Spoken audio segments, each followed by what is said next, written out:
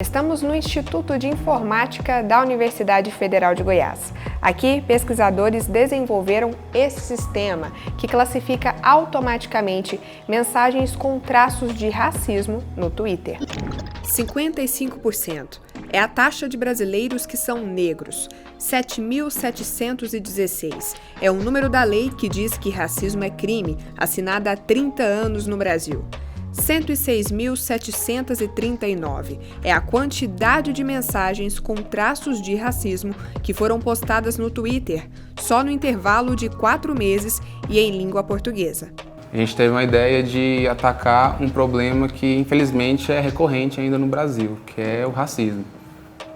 Então, através disso, a gente começou a pesquisar formas de automaticamente detectar mensagens com traços de racismo na rede social do Twitter. Quando a gente fala de internet, quando a gente fala de dados, a gente está falando, por exemplo, de Big Data. Ele tem 3 características: velocidade, variabilidade e volume. O volume de dados, por exemplo, nas redes sociais, na internet, é tão grande que humanamente seria impossível, por exemplo, alguém sentar e detectar aonde é que está falando de racismo.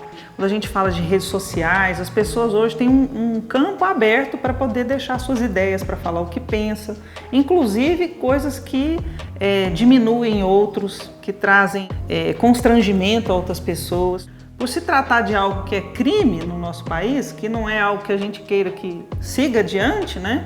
Os sistemas computacionais para análise de sentimento, classificação de dados, vêm ajudar nas tarefas de reconhecimento dessas questões para que possa ser tomada outras iniciativas, né, nos locais onde isso mais acontece.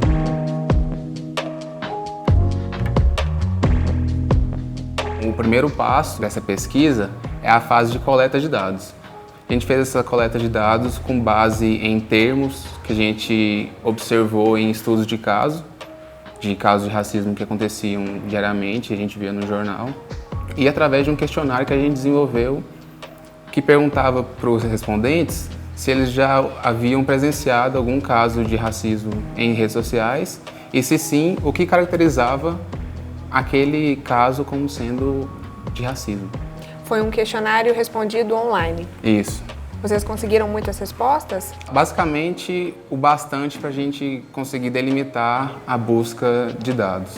E aí, com esses estudos de casos e os questionários, qual foi o próximo passo, Rodolfo? O próximo passo dessa pesquisa era a rotulação dos dados, ou seja, quando uma pessoa olhasse aqueles dados, ela responderia se aquela mensagem continha ou não traço de racismo. Essa etapa é importantíssima para o classificador automático, porque esse algoritmo de classificação, ele basicamente funciona como você ensinar o computador a reconhecer essas mensagens com traço de racismo.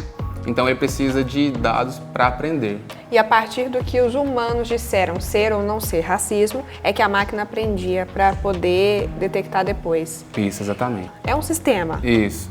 Como é que ele funciona? Esse algoritmo funciona de uma forma que ele traça hiperplanos de forma técnica. Ele traça hiperplanos e tenta separar essas mensagens de acordo com as características que lhes foram passadas, né? Os dados, as características de cada mensagem e de acordo com a sua rotulação feita pelo ser humano, o computador consegue distinguir qual mensagem contém traço de racismo e quais mensagens não contém. A análise de sentimentos, ela é uma sub-área da área de processamento de linguagem natural. A gente trabalha a automação da extração de sentimento em textos.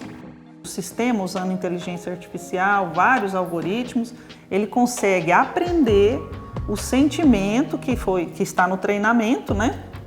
E consegue automaticamente dizer tal mensagem contém, tal mensagem não contém traço de racismo. Professora, qual que foi a taxa de concordância do sistema com as respostas das pessoas que disseram o que era e o que não era o racismo? Por se tratar de um sistema de processamento natural de linguagem, a gente não tem algoritmos que resolvem essa questão 100%.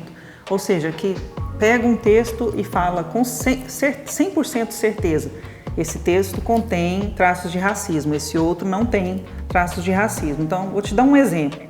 esta pizza está gelada. Digamos que você gosta de pizza gelada, então para você é positiva essa frase, é boa.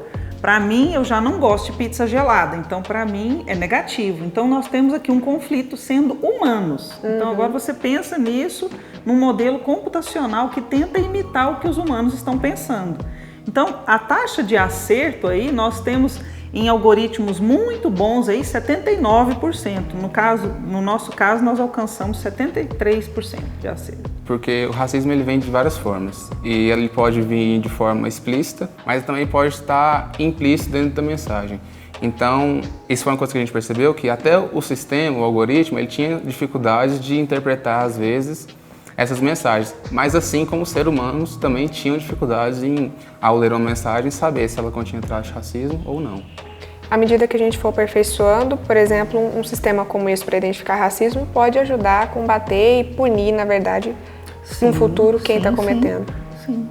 E além de rastrear, de conseguir identificar mensagens racistas, vocês também classificaram elas, né? Vocês conseguiram identificar de onde elas vinham.